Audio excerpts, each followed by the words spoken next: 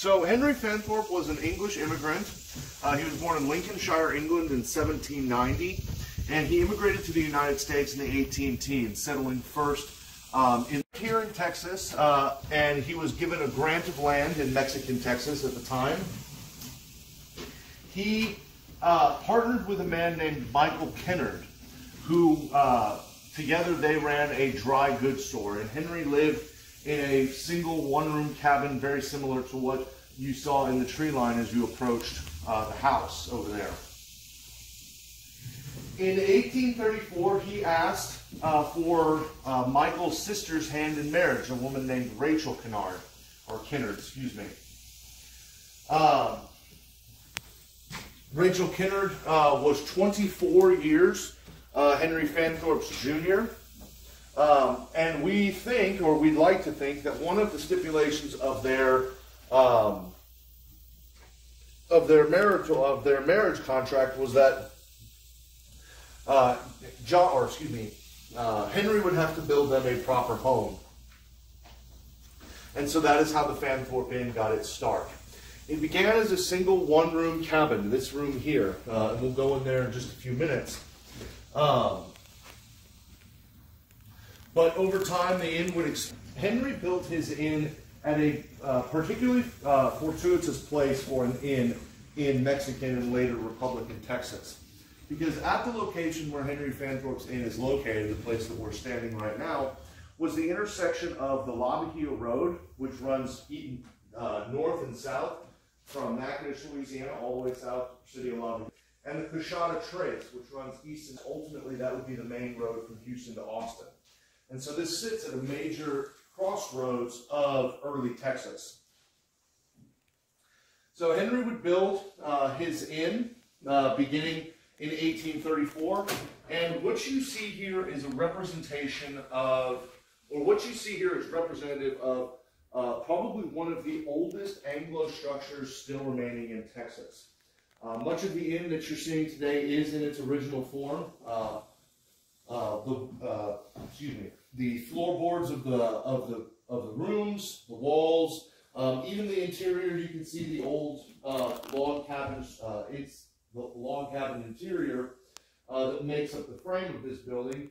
Henry would have these logs sawn flat, as you see here, because later he would want to apply this siding and make it a little bit more of a nicer structure.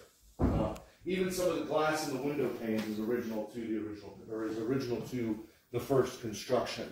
So this is one of the best preserved Anglo structures in Texas. Texan architecture style for the period called a dog trot.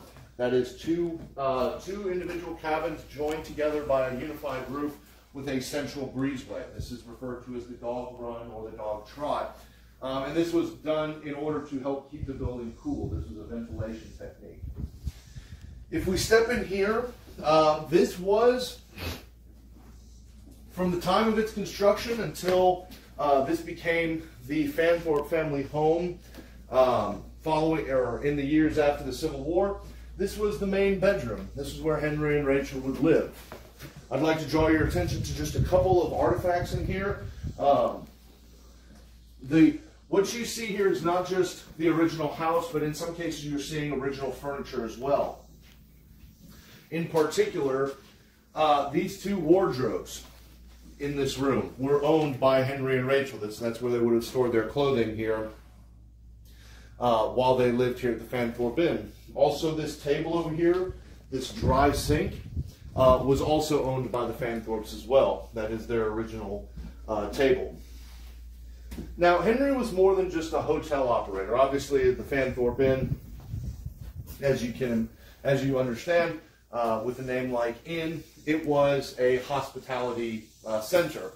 But this was also a stagecoach stop, and Henry would receive an appointment in 1837 by the Republic of Texas as the postmaster for this area, and he would operate a post office. Stagecoaches were the primary method of post delivery in this time period before the United States Postal Service that we have today. And Henry would operate the post from this desk here. This was actually Again, this was his personal desk, and he would operate as the postmaster until the 1850s. This room here off to the side, we assume, or we've interpreted to be a post office, his personal workspace. It's likely that as the inn would expand, he would run a dry goods store across the street from where we're standing right here, near where the cemetery stands today. And it's likely that the post office would have operated out of that dry goods store once that was constructed. Henry Fanthorp owned several hundred acres of land. As a matter of fact, if you look out the window, and it's kind of hard to see because the trees are all grown up, but this property ends right there where that barbed wire fence is. But Henry's property historically would carry on for about a half to 3/4 of a mile down into the valley, all the way down to the creek bank. And all of this land would be his. He would add more land to it down towards the center of what is now Anderson. And he would be, means high view in Spanish. The reason for that name is because it sits here on top of the hill with excellent visibility around the valley in all directions. We'll discuss here in a little bit why it was renamed Anderson. But with the second room built, the bedroom, and Henry and Rachel now living on that side of the house, this would become the primary guest accommodation. In the early years, in the 1830s, these were the only 2 rooms, and this would have been very typical of roadside inns in Texas for this period. But as the inn would expand, more guest accommodations became more and more available. This would transition from being a single-room hotel where people would sleep on the floor in cots, they would be spread out all across this room, to being more of what you see here. And what you see here is this room being represented as a parlor. Parlors were social gathering scenes in the same, in a similar but different way from taverns and bars like we would think of it today. Parlors were a little bit more of a genteel place for people to get together. They could play games, board games, card games, dice games, any kind of entertainment they could have, as well as drink alcoholic beverages and partake in various forms of tobacco. We know that Henry Fanthorp kept a large supply of tobacco, whiskeys, wines, port, rum, all these kinds of spirits on hand to be able to serve his guests throughout the 1850s. And so he would be able to treat his guests to a very wide array of fine things. But the other thing parlors represented in Texas was an opportunity for people to get together to discuss the news of the world. You see here that there are newspapers all around this area. Most prominently, you got the Galveston News. Galveston was the largest city in Texas. Throughout much of the 19th century, it and San Antonio would kind of compete back and forth for the largest city in Texas. But you'd also have a newspaper, the Washington American, the Washington Times, made at the town of Washington, as well as even a newspaper printed here in the town of Anderson called the Central Texian, that would be prominent in the 1850s. If you notice this painting here, this is a Crimmins painting, painted in the late 1840s. The title of this painting is called News of the War with Mexico. And what it depicts is several people of all different social classes and strata reading a newspaper talking about the outbreak of the war with Mexico in 1846 at the battles of Resaca de la Palma and Palo Alto in the late summer of that year, in the early summer of that year. And you'll notice all of these people discussing that news, but they are standing right outside of a hotel. Something very similar to a scene that might have been seen here in Henry Fanthorp's Inn. Now, like in those other rooms there are some original family pieces here to the inn. The first is this game table where these cards are laid out. That was owned by Henry and Rachel, would have been used probably in a very similar way to that right there. It actually is designed to fold up and slide up against the wall with a small storage space underneath for you to hold game pieces, chess pieces, checkers, cards, whatever. And then it was meant to slide up against the wall when not in use. The other family item located in this room is the mantle clock. You can imagine that hundreds and thousands of people looked into the face of that clock, much like you're looking into it now, to determine the time. And that clock would have been used by citizens of 4 different nations. Fanthorp Inn was originally founded when Texas was still a part of the Republic of Mexico. It would transition in its young years to being an inn in the Republic of Texas. And then in 1845, Texas would join the United States, and Fanthorp Inn would follow it right along with it. And then, of course, in 1861, Texas would secede from the Union, join the Confederate States of America, and Henry Fanthorp would continue to operate his inn through the Civil War years. We'll head a little bit further back. So, originally, this inn, like I said, was built, had 2 rooms there and there with the center porch, and then 2 what were called galleries on the front and back. But as Henry and Rachel's family would expand, so too would the inn. They would begin to have children in 1838. Their first was a girl named Sarah, who unfortunately died in infancy at the age of 2 years old.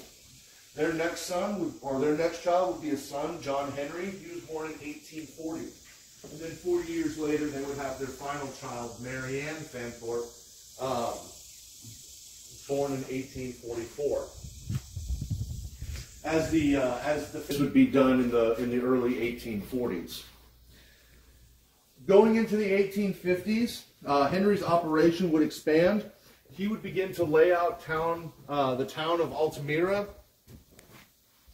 and sell lots. He would operate a general store. His agricultural operation would expand. He grew corn, he grew potatoes, he grew all different kinds of produce that would then right back into his inn.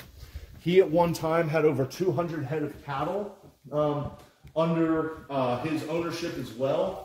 And all of these things would be used in order to more comfortably accommodate his guests. As we enter here into the dining room, this addition to the inn would be added in 1850.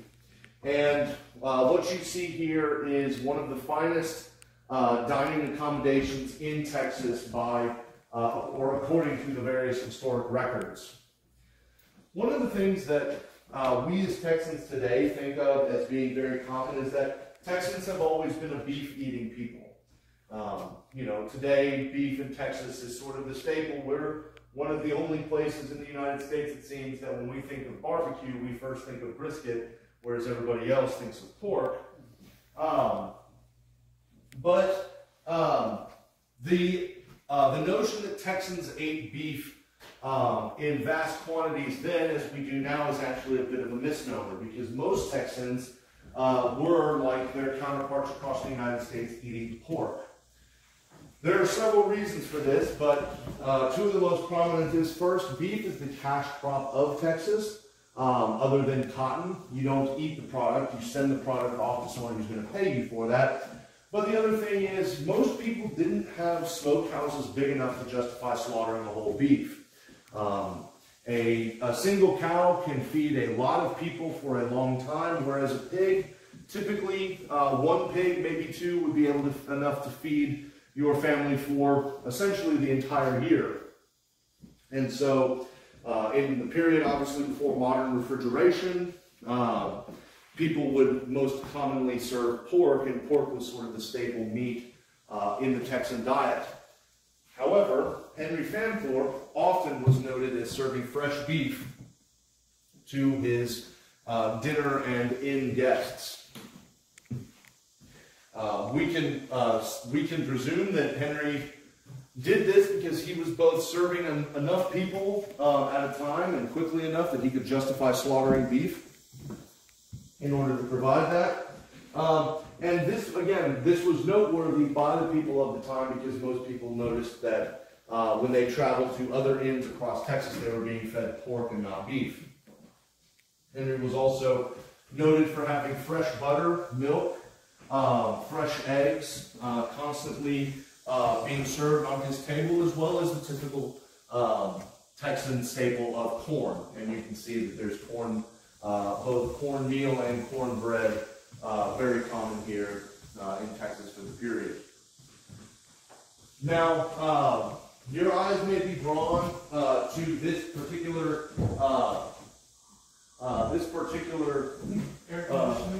so this is what's referred to as a punka. This would be a this was actually something that would come from India. They were used quite heavily during that period, and this would be brought to the Western world by colonial agents from Great Britain. Henry, being a British person himself, probably carried it over here with them. This has the dual purpose of both, as you said, providing air conditioning, a little bit of ventilation, but it also would help keep the flies away. Here in the United States, punkas would also be referred to as shoe flies.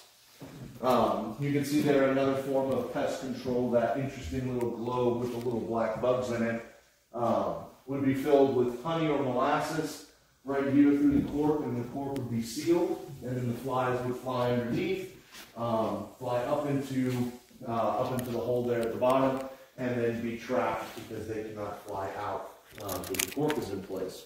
Why is that to separate? Like, is it for maid or? So, a couple of reasons. First of all, you can imagine there were quite a number of people. At one time, there were up to 24 rooms here at the Fanthorp Inn. So this would be quite filled. People were probably sitting on benches around the table eating. But that leads me very well into the next thing, in that Henry was a businessman. He wasn't a planter, but he did have an agricultural operation. He ran this hotel, and he was a man of his time. He was a businessman and an entrepreneur in the South, in Texas, in the 1850s, and he was a slave owner. In the 1850s, he had over 20 slaves, half of which were children. You can imagine an enslaved child was probably responsible for operating the punka.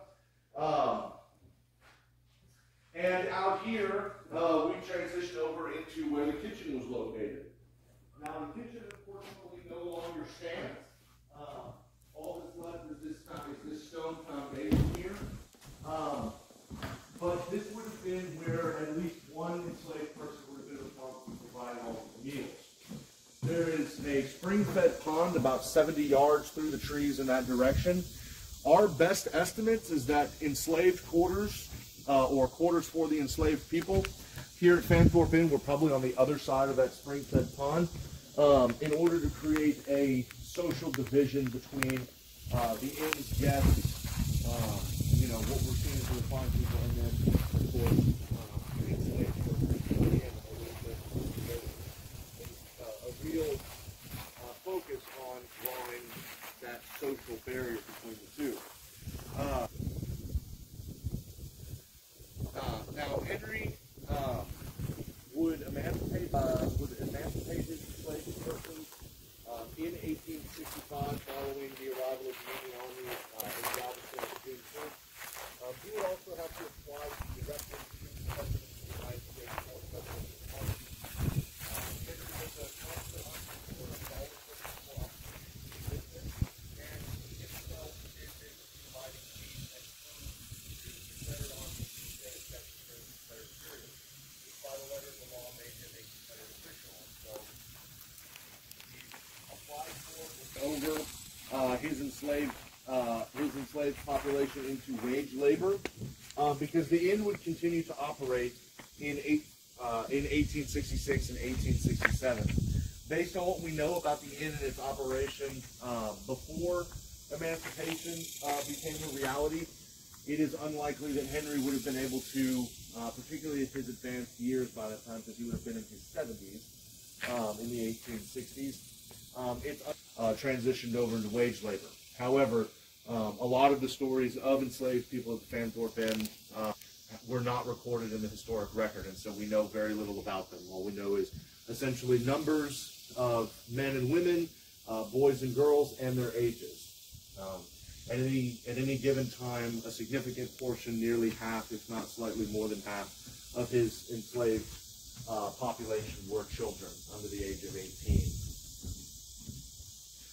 There are 3 sources of water here at the Fanthorp Inn. I mentioned the spring-fed pond to the rear and about 70 yards inside those trees there. That would have been the main source of water for quite some time until a well was dug. You can see where that was located there. And then as well this cistern here. This cistern is about 12 feet into the ground. And Henry appears to be quite a fastidious person. Never one to waste a single penny on anything unnecessary, nor apparently an entire drop of rain. Because as you can see, the gutter system here would collect rainwater from the back of the roof here, and it would flow into this cistern. However, the rain from the rear roof was obviously not enough for Mr. Fanthorp. He would construct a gutter system that would, in a very Dr. Seussian fashion, wrap all the way around the inn. It's actually quite funny. We'll step out here because I really enjoy this. I've never seen anything quite like this anywhere else in the United States. But his gutter system, he would run piping all around the inn to collect every single drop of rainwater from the roof. And you can see how it comes down and makes a right angle around that window up there, and it comes out and wraps around the chimney here. So, and the same is true on the far side, on the north side of the inn as well. A fascinating operation. Now, we will head back through the porch, and I'll take you all upstairs to see the guest rooms. But before we do that, I want to talk a little bit in the minds of a lot of folks traveling up and down the roads of Texas. Now, this upstairs addition was added in 1852. This would be a series of guest rooms that includes both private and shared accommodations. Room number 7 here, as you can see, has several beds inside of it. This accommodation would only be available to men, as you can imagine, because staying at the Fanthorp Inn in the shared accommodations, you would,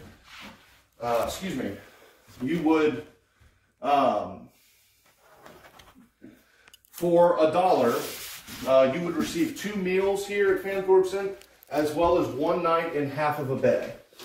So it wasn't uncommon for people traveling during this time period to share beds with strangers. And so for $1, you'd get your 2 meals, and then you'd receive half of a bed. For a little bit cheaper, you could sleep on the floor. For even cheaper, you could sleep in the barn. Now, for an additional 50 cents, you would have the opportunity to rent a private room. And what you see as we travel this hallway here is private rooms that were occupied by historic persons who were actually documented as traveling through Texas. There you saw with the surveying equipment a land surveyor, which was a very common trade in Texas during the time because Texas was being carved up into individual plots for people to settle on. Texas was very land rich but cash poor in the 1840s and 50s, and really throughout much of the 19th century until cattle drives and oil would really boost the Texan economy going into the 20th century.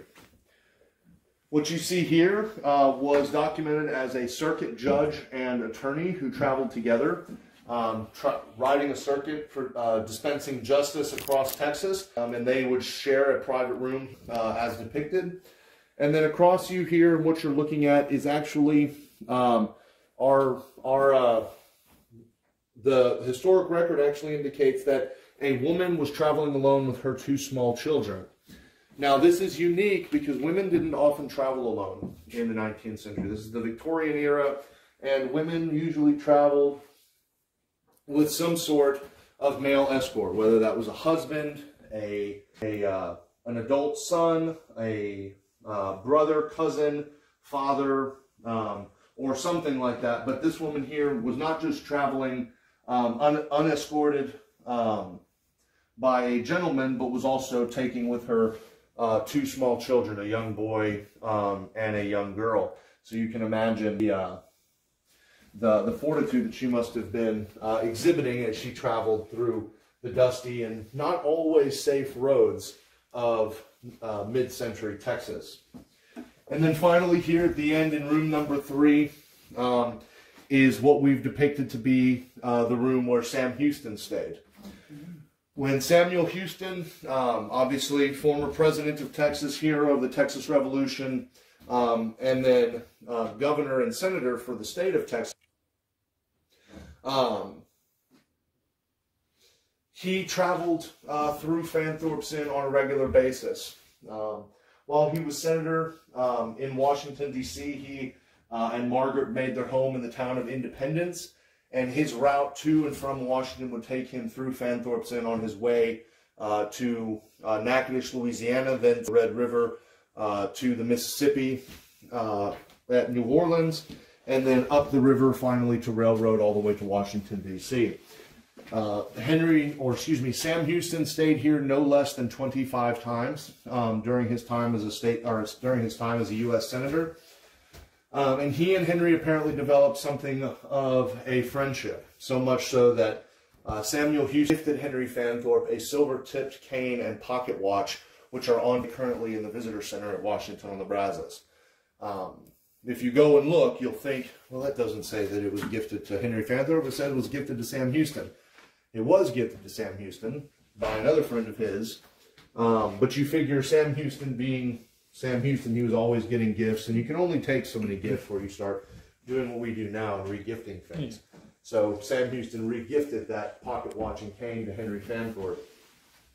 Now, like I mentioned, President Sam Houston stayed here, as well as Anson Jones traveled through the Fanthorp Inn. And then vice presidents as well, including Vice President Kenneth Anderson. He was the last vice president of Texas, and he died here at Fanthorp Inn on July 3rd, 1845. He had worked with Anson Jones to architect the annexation of Texas, and during his various political works at the capital of Texas at Washington on the Brazos, he would take ill, and while traveling home, he would stop here at the Fanthorp Inn and ultimately die just a few days after the convention of 1845 began. The town of Altamira would be renamed Anderson in honor of Kenneth Anderson, and he is currently buried in the Fanthorp family cemetery just across the street from here. House which normally would pass to their son, John Henry, ended up going to their daughter Mary Ann, because John Henry died while in service to the Confederate state of Texas. He was serving, at Camp Lubbock, which was a Texas state troop camp along the Gulf Coast, defending the Texas coast from federal troops attempting to land at places like Cannon, Indianola, and others. Much of the family, even to this day, is buried still in the family cemetery. There was actually a funeral and a burial at the family cemetery, let's see, when was that? About 3 or 4 weeks ago. So there are still family members being buried there, but if you travel over there, you can see where